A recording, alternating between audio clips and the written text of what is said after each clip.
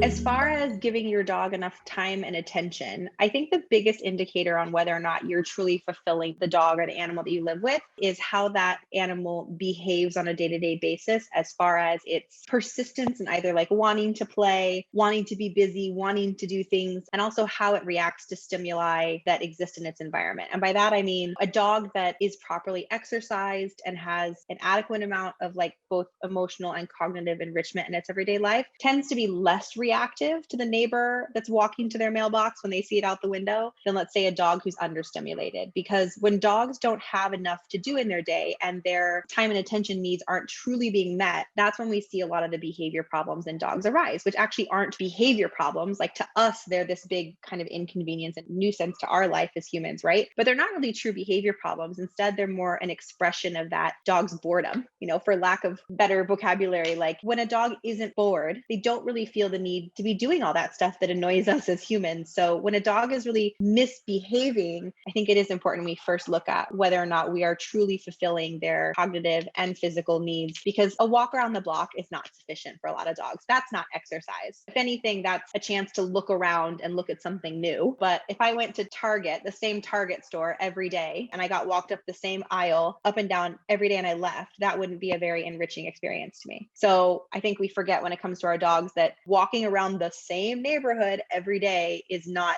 true enrichment. And it really doesn't meet that need that the dogs have to explore and see new things and have a little bit of variety in their life.